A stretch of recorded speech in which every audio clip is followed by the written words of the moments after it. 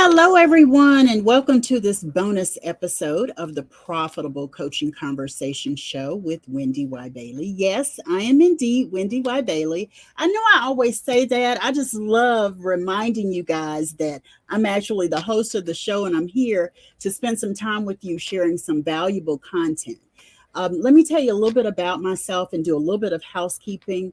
The Profitable Coaching Conversation Show is web TV show and audio podcast that I air bonus episodes Thursdays, every Thursday. And that's going to continue, but I've got some exciting news. We're actually going to go to a weekday format in July. Starting July 4th, you'll see an episode every single weekday of the web TV show, and you'll hear an episode of the podcast every single weekday. So I'm excited about that. I'm WendyY Bailey. I'm the executive producer and host of the show. And typically I'm interviewing some amazing guests who are coming and they're sharing their insight and their perspective. They're giving you information about their experiences that really will help you and shape your business, your career, your sales, your marketing, your book writing, all kinds of stuff. I've got a great lineup of guests. I've had some amazing guests already. So definitely be sure to check it out. If you are here and you are on Facebook, be sure that you grant StreamYard permission so that I can see who you are. Hey, WendyY, Facebook user, grant StreamYard permission so that I can see your name and I can call you out. This is a great opportunity as I'm going through this for you to actually ask questions too and share your thoughts along the way. I'm talking today about common mistakes to avoid when you're using challenges for lead generation. This is a really hot topic. I haven't seen a whole lot of people talk about it, but I made some mistakes and I want to make sure you don't make the same mistakes that I've made when it comes to challenges. If for some reason you miss any of the episodes, you can go to profitablecoachingconversations.com and catch the episodes.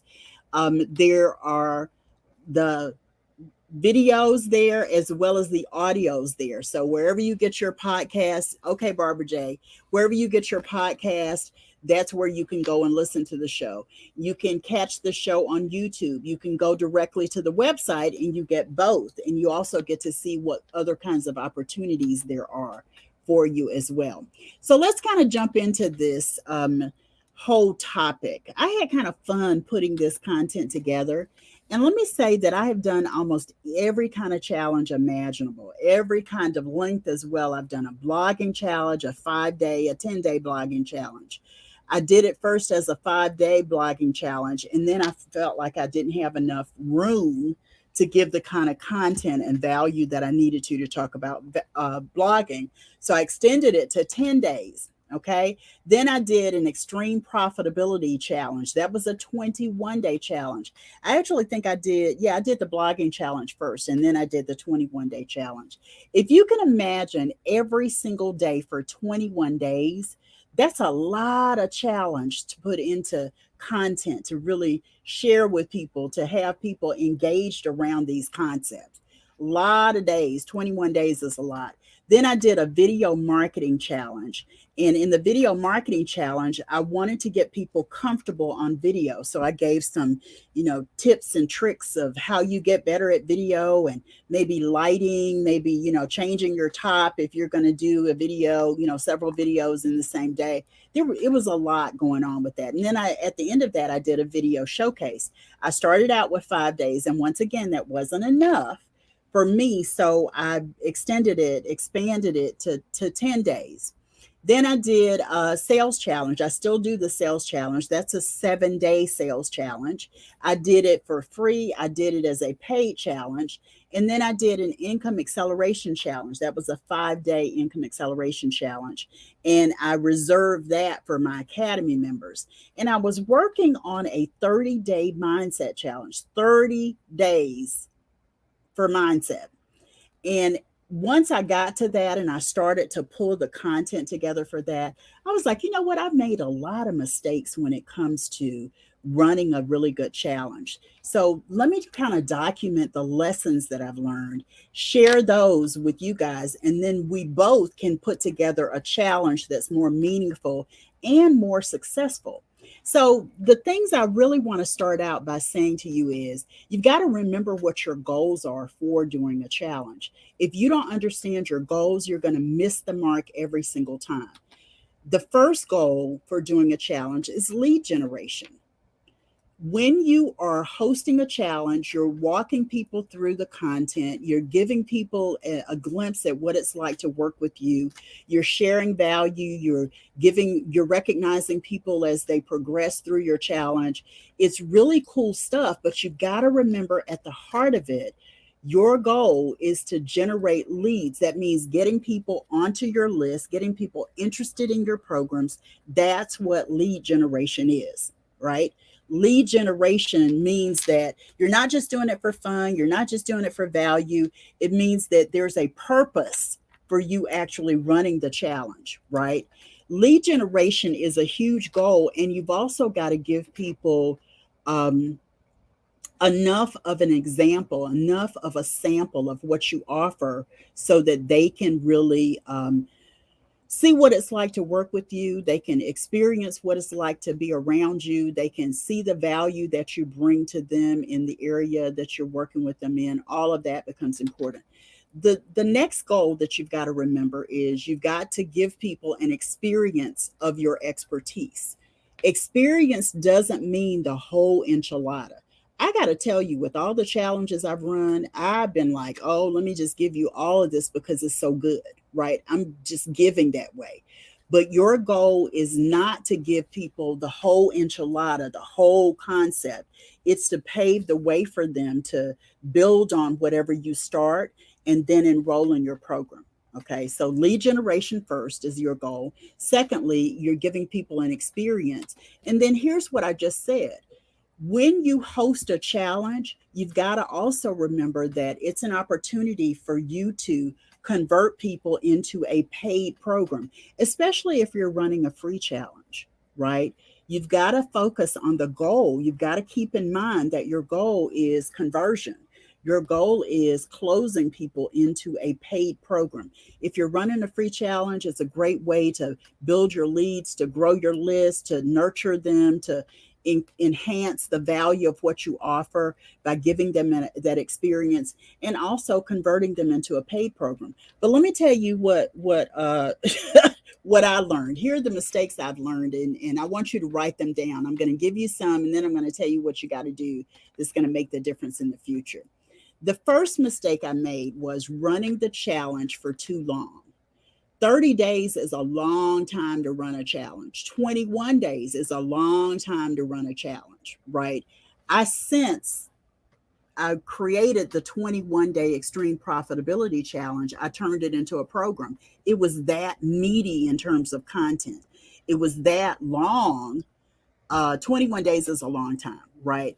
You only want to give people a glimpse, right? Just a taste, just a sample of the content that you're offering. You want it to be high value, you want it to be high touch, but it doesn't have to be, 21 days, 30 days for that to happen. So think about how you want to run a challenge and make it effective given those three goals without it being extremely long. Here's what happens if the challenge is too long: you get people who start but don't finish.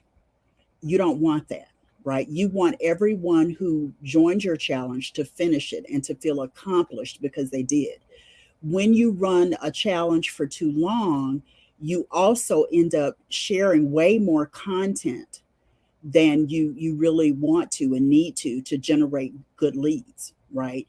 So make sure that you are clear about the length of time that it's going to take for you to achieve your three goals: lead generation, which ultimately will build into your funnel. It's also about the experience of you, giving them a sampling of what it's like to absorb your expertise. And then the last thing that I talked about, let me go back up here, converting them into a paid program. I'll get to that one in just a second. But make sure that you don't run your challenge too long. The second mistake that I made was giving away too much content. I just mentioned that a minute ago. When you run a challenge for too long, it's easy to want to really solve the problem that people are coming to you for when they enroll in your challenge, when they register to participate in your challenge. It's easy to say, wow, I'm going to solve all of the problems in the challenge. But guess what?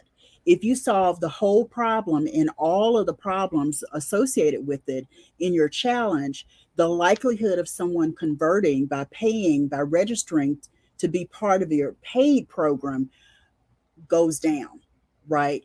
You need to make sure that you give a sample, you give a glimpse without giving away too much content. Part of giving away too much content, as I said before, is the challenge is too long. So think in terms of the challenge and how it's going to um, give people the value of resolving their problem, but understanding that there's more that you can give, that they can make an investment to receive, right? That's the way you want to look at that. The third mistake I found was not being consistent or engaging. I've been part of, yeah, I've done pretty well in terms of the consistency and the engaging. Consistency and engaging means that you are communicating regularly in multiple places and spaces about the challenge with the people who are enrolled. If you have a Facebook group, promote it in your Facebook group, run Facebook ads, invite people to be part of that group, and then you can literally go live in that group every single day of your challenge. If you're running a challenge, I've done it both ways. It's better for you to do it based on live streaming or video content, right? Than it is just to email people. People can ignore emails, people can not participate in emails, even if they're excited about what you have to offer, what your challenge is going to do for them. Emails don't do it alone. You've got to partner video, live streaming. If you want to do live streaming, you've got to follow up on multiple in multiple ways the assignments for each day. And let me say this when it comes to being consistent or engaging. You've got to build in accountability because at the end of the challenge, you want people to feel like they have accomplished something. You want people to feel like there's been some benefit to them to be part of what you're doing. That's why you've got to chunk your content into small pieces. So every single day you have a clear assignment that builds on the day before. Every single day builds on the day before. And there's an assignment where people actually have to post their assignment. Doing that in your Facebook group is a great place to do it. I have actually done it two ways. I've created a group just for the challenge, or I've done a challenge inside of my group that I already have. So you get to decide how you want to work that. But the bottom line is consistency. That means every day there are multiple ways that you communicate with people. Text message is a great way to communicate with people. Email is another great way to recap the day and the assignment. Doing the live stream video, making sure people know where to go and get that live stream video, following it up with the next day to say, this is what was here. Be sure you go back and grab that.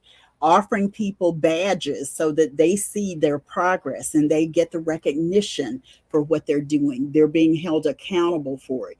Give people feedback about their assignments. Have people in your community who have been through your challenge or who you have trained to be part of your challenge give feedback on the responses. Okay, so make sure that consistency and engagement as well as accountability are a key part of what you do. The next mistake is not leveraging other tools. And here's what I mean. When you do a challenge, you're giving the people who participate in your challenge an opportunity to know, like, trust, and experience you, right? So when it comes to other tools, think about the focus of your challenge. When I did my blogging challenge, that was the very first challenge I ever did. Bigger, bolder blogging was the name of it. I told you I did it as a 5 day. And when I did it as a 5 day, I was like, okay, there are tools associated with blogging that people need to know about. And I want to give a sprinkling of those other tools, those other resources that can help them blogging. I created a blog post worksheet. So I gave the elements of a blog post so that people could actually begin to build on that throughout the 5-day challenge. That's what I mean by leveraging other tools. When you don't leverage other tools, you're sort of the end all be all, and that's really not what you're trying to do. You want to offer value, want to give people a glimpse of your experience, the expertise you have in that particular area, and you want that to lead from lead generation to conversion as well. Okay. The way you do that is by being of value, and leveraging other tools helps you to do that. The other thing about leveraging tools is making sure that you are thinking about multiple ways to deliver your content to build in accountability, engagement, and consistency. I talked about that before, but what I'm talking about is email, text message, live stream, video, review and feedback, whatever it is, right? Make sure those are a crucial part of your challenge when you run it. Last mistake, not following up. Not following up. Now, I made this mistake multiple times because I just love doing a really great challenge, right? I was like, oh, yeah, I'm good at this doing challenges stuff. But you have to make an offer. If you don't make an offer, then don't look crazy when nobody enrolls in your paid program. As part of your challenge, you've got to pave the way to open the door to extend the invitation. That's what an offer is. Extend the invitation. Your challenge should give people enough insight into the possibility of your paid program that when you talk about it at the appropriate time, when you make that offer at the appropriate time, people are interested in it, and it doesn't seem like it's somehow disjointed from the work they've done and the work they're doing as part of the challenge. So it's important for you to make an offer, make an offer. So, I've said all of this, but let me just kind of tell you what helped me tremendously that I've learned to tweak. And I want to say this is a strategy that's going to make a difference for you as well. Create and follow a planning guide. And a planning guide sounds like, like some big thing, but here's the way I want you to think about it. When you decide that there's a specific topic that you want to run a challenge around, again, remember those 3 goals: lead generation, experience your expertise, and convert into a paid program. Those are the 3 goals for you running a challenge. So, make sure you have everything set up. The planning guide helps you to do that. Decide the topic you want to have related to your challenge, and create a Word document and just start putting your ideas into the Word document. Think about what you want to say when you kick off your challenge. Think about what you want to call your challenge. Put it in the planning guide. Think about the steps that you want people to follow who are part of it. Think about whether they're going to, sign up on an opt-in page, which is ideal because it goes to your list and it helps you segment the people who are specifically part of the challenge. Put that in your planning guide. Make sure that you craft emails every single day related to that. Make sure you set up your text messages automatically so that they get reminders of when you're going to go live or when you're going to be live. Be sure all of that is in your planning guide. If there are other tools, like I said, when you leverage other tools and resources, make sure that you know what other tools you're going to leverage. It could be an article that you wrote. It could be an app that you've identified that's going to help them. All of it is specific to the topic. Put it all in the planning guide. Don't worry about organizing it at first. Just put it all in the planning guide. And then as you continue to massage it and sit down and think about it, you categorize, you reorganize it, you put things in the right place. You know what email 1 is going to look like. You know what email 5 is going to look like. I like to give completion bonuses because it incentivizes people to actually follow through and complete the assignment. And don't make it hard. Don't make it hard. It can be, content that you've already created, but they get a bonus of it. When I did the blogging challenge, I actually gave people my social media strategy as it relates to blogging. It was my strategy that they would not have had access to, but when they completed the blogging challenge, they got my strategy and they could model it, they could mirror it, they could make it work for themselves. So think about completion bonuses as well. All of that goes into the planning guide. If there are, questions that you want to make sure you answer, put that in the planning guide. If there is an objective that you want people to understand before they start the challenge, put that in the planning guide. If there's an outline that you want to create that, sort of captures the flow of the challenge, put it in your planning guide. When you have a planning guide, then you can tweak and you can see your opportunities. You know when to make your offer, your invitation. You know how to build in accountability. You know how to get people to support it. If you have leaders in your community, you have people that you can train to support your challenge. Make sure that you do all of that. If you have, an idea of how you want to name it or how creative you want to be, put it in the planning guide. The strategy that will help you to deliver a really successful challenge is having a planning guide, but making sure you avoid the mistakes that I've gone over by building things into the planning guide so that you know what you're doing at any given point in time, right? When you have tips that you've learned, you can put those in the planning guide. When you have people that are resources, you can put that in the planning guide. When you are doing your lives or you're doing your videos to remind people or to give the content every day of your challenge, put it in the planning guide what you're going to be talking about. If you need to have keywords when you're doing certain aspects of your challenge, then make sure that's in the planning guide. The planning guide, I'm telling you, is the secret sauce to running a really good challenge.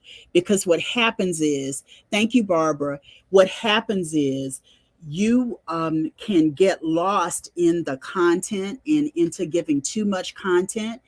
But when you see it in the planning guide, you see a roadmap, you see a blueprint for how you run your challenge, for how long you run it, to the elements that are part of it, to the strategies you're going to share, to how you're going to chunk your assignments. Let me say something about that. When you're running a really good challenge, the goal is not to overwhelm people with how amazing your value is and how amazing your content is. Been there, done that through some of my challenges. I did that. I worked my fanny off on that 21-day challenge. And, I got conversion from it. But can I tell you, after that, I was like, I don't ever want to run a 21-day challenge again. It was because there was so much in there.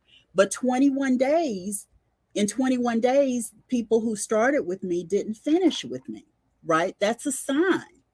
In 21 days, you still got to chunk the content. It's still not about solving the whole problem and everything that happens associated with the problem. It really is about giving a glimpse, giving some relief for the problem your client is facing, and it's chunked into small bite-sized pieces every single day. This is a secret. This is a hack. Every single challenge I do, day one always starts with the same. Day one for any challenge starts exactly the same way. Who do you say you are? Who do you say you are? I serve as a business and sales coach. I serve other coaches, strategists, mentors, content creators, consultants. Maybe they call themselves activators, activists. I serve a clear community of transformation experts, right? And part of jumping into address any kind of problem that they face means they've got to look in the mirror and say, what do I call myself? Who am I in the marketplace? That's why I start day one the same in every challenge. Who do you say you are? And I give some language. World class represents an elevated brand. So it's also impacting the mindset. So it's me getting the mindset part of it into the challenge right at the very beginning, right? So what people have to do is they have to think about that. And then the assignment for day one is to write a statement that describes who they say they are. It's kind of cool to me because I've seen people who became clients after that, and I've seen them continue to describe themselves as a world-class coach or a world-class therapeutic art practitioner or art master. I've seen them continue with that. World class says a lot about mindset and how you elevate your brand and how they think differently about their brand, right? When they write that statement. It really takes a lot of thought. I give fill in the blanks. So all they have to do is kind of fill in the blanks and then sort of sit with it and then post it. The other thing I want to say about posting, that's day one, but I want to say about posting. I made, the first couple of challenges I did, I created a banner for each day. And that banner represents where people post their assignment for that day. Okay. So the banner for day one, they're supposed to post who do they say they are? Everybody posts. Who do they say they are? Who do they say? It's all in one thread, right? You can do it that way. That's a good way to do it. You can also do it where people know the assignment and your group is open, so they post it everywhere, right? Everybody's posting day one. Some people get behind, so they're posting day one and it's day three, but everybody's posting and you know what day it is because you've given them instruction on what day their assignment is and how to include that information in the post so you know what it is, right? Some challenges I've been participating in, they don't do the review that I described that I do. I think that you can do it either way. Like I love being able to look and see what people posted and say, oh, well, you might want to tweak this or this is great, encouragement, empowerment, championing their comments, their posts, and their accountability check-ins and all that kind of stuff. You get to decide how you want to do it. But if you want to create engagement, then offering your insight when you see an opportunity is a great way to do that. If you've got 20, 30, 40, 50, 100 people in your challenge, it's going to be hard to do that, which is why you want to have leaders that are there doing some of those things that you can't do by yourself, right? But the thing I want you to know is having that day one, day two, day three banner helps. Or if you want to do it the other way, have badges so that once people get to a certain place, they get a badge, right? And be sure that you make your offer in a way that says, wow, if this is a glimpse of what I experienced through the challenge, when I pay this person, and this program is really going to answer the problem comprehensively, let me go and enroll in this program today. That's how you want people feeling going through the challenge, right?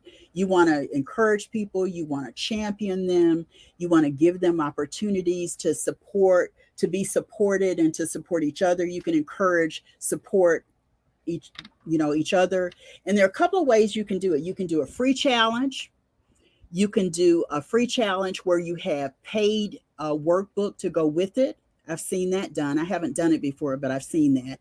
You can do a paid challenge where they get everything, right? They get the challenge, they get the workbook, they get access to you. But in order to access the challenge, they've got to pay for it. Now, here's the caution I will give you about the paid challenge.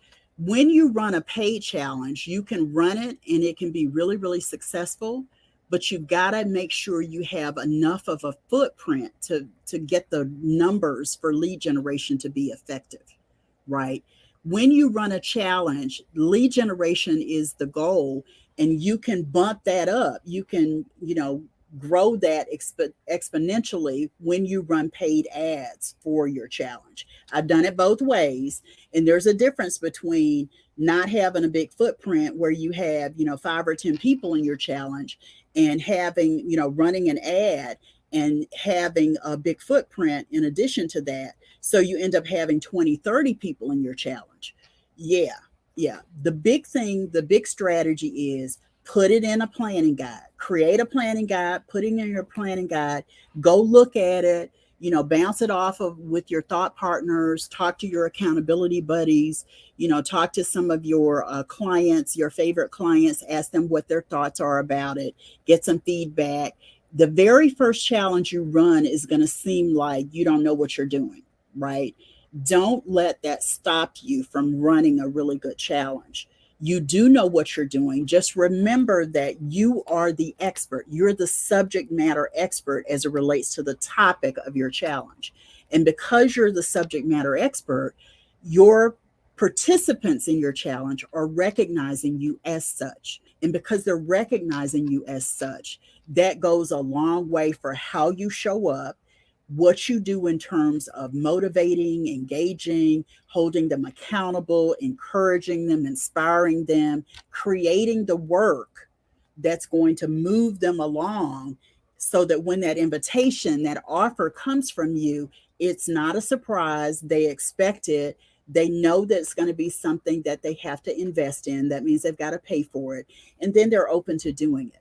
Last thing I want to say about a challenge, when you run a really good challenge, it is specifically designed for one ideal client. One. You're not trying to reach everybody, everyone, somebody, anybody, all, they, them. One ideal client. My clients know I'm evangelical about this. Make sure that when you're building your planning guide, the exercises, the assignments, the accountability, the resources, everything that you create and put into that planning guide is focused on one ideal client. One. Because what happens is if you get people too far outside of that one ideal client, you're going to not be able to convert them because the challenge wasn't designed for them, right? You want to make sure you have clarity about the problem that you're solving through the challenge, how you're going to chunk the assignments so that people can easily follow them, complete them, feel a sense of accomplishment, and get a sense of what you can do so that they'll enroll in your paid program when you make the offer. So let me just open it up and see if there are questions. I've been talking a lot, but I just wanted to make sure you guys hear about my experiences related to a challenge. I want to go back just real quick and I want to run through the mistakes again. And then I'll go through the goals and then we'll close out. But feel free to ask questions if you have questions. Remember that it's a mistake if you're running the challenge too long. Think about what it takes to deliver the sampling of content to the one ideal client. Don't make it too long. Don't feel like you've got to go really, really deep. Make it easy, but make it high value at the same time. But the time will be based on your ability to do that and how quickly you can do it. I saw someone the other day they ran a 3-day challenge, and I thought, wow, okay, that was quick. To me, when you run a 3-day challenge, it means you've got a huge list. You've got a really responsive list. You know who the leads are that are going to pour into your challenge, and you're giving them a quick in and out. 3 days is a short time for a challenge. 5 days is a good time. 7 days is a good time, but decide what it looks like for you to run the challenge, right? To give the glimpse, to meet the goals and everything, but make sure your challenge isn't too long. The second mistake is giving away too much content. Remember that because you want people to hang in there, you can't immerse them deeply in a concept, right? That's why my very first day of every single challenge is, who do you say you are? You're a world-class blank coach who serves this ideal client blank blank, and this is how you serve them blank blank. Fill in the blank. That's the challenge. That's the assignment for the day. Then from there, it builds on, for example, the blogging challenge. It built on, what are the topics? What's the problem that your ideal client is facing? So what topics do you need to be blogging about? So make a list of topics. That was assignment number 2 or something like that. But you get the idea. You want to build on it, but you also want to make sure your content is succinct and it's chunked to a space that anybody who goes into the space, right, working through the challenge with you can easily respond to that, right, and give some content along the way. Yeah, for a 7-day challenge, would that include days over the weekend? It could. Yeah, my 7-day challenges include days over the weekend. My 10-day challenges included days over the weekend. And the reason I expanded it to a 10-day challenge is because I was giving away so much content that they needed the weekend to catch up, right? Not ideal. Not ideal. Just keep your content at a surface level, but deep enough that you give value and people don't get lost in the depth of the content that you're sharing. Okay. Um, the third mistake was not being consistent or engaging. And I also think that it's about not being accountable. So, consistent, engaging, being accountable is really about engaging multiple platforms to support the challenge. Text messaging, your email, your Facebook group, doing your live video, doing recorded videos, posting images, being consistent in terms of the time of day that you're going to send emails, being consistent in the time of day or night you're going to actually host your live. That's what I mean by consistency. Engaging is really making sure you're asking questions, making sure you're answering questions, that it really is like a two-way communication going on. The fourth mistake was not leveraging other tools. You're not the be all end all resource for the topic you're sharing. It's okay to bring in recommended sources. So, people whose content is relevant. Maybe there's a book, maybe there's a blog post, maybe there's an article, maybe there's a video. Maybe you've recorded a video and you want to share that video as part of leveraging tools that deepen the content. Maybe they watch the video for one day and for an assignment for one day. They watch the video, and then from the video, they have to answer some questions and post those answers to those questions as part of their accountability part of it. Make sure you're leveraging other tools. You're looking at what's relevant to your topic for your challenge, and you use those tools as well. Not following up and making an offer. If you do not make an offer when you're running the challenge, you have missed the mark. You've missed the mark. It's not okay just to run a challenge just because you want to run one. Been there, done that. You need to be sure that you're making an offer, extending an invitation for people to enroll in your paid program. Okay. So hopefully this has been helpful for you. This has been a bonus episode of the Profitable Coaching Conversation Show. If you miss anything, you can catch the replay. If you're catching the replay, be sure on the platform where you are that you post below replay any questions or comments. I see that there are people here. So what I want to hear from you guys, what's your big takeaway about challenges that maybe you missed before? What's your big aha that you're like, oh, I never thought about that. Oh, now I know what to do. Remember that when you're running a challenge, you've got three very specific goals: lead generation, experience your expertise. That's what you want people in the challenge to do. And then the last one is convert them to your paid program. Convert them into your paid program. Those are your goals for running the challenge. So anything that you do to create the challenge, you want to make sure that you put it into a planning guide. Tweak the planning guide, revisit it, scratch some stuff off, add it to a part 2 challenge. Maybe there's a second challenge that you want to do. I don't know. You decide how you want to do it. You're the subject matter expert. You've got all the goods to make it happen, and your challenge will be successful when you do. I like the engagement options like badges. Yeah. It's easy to do. You know, if you're a Canva person, you can do Canva. I'm a Fiverr person. I pay somebody to do that kind of stuff. But you can create badges, right?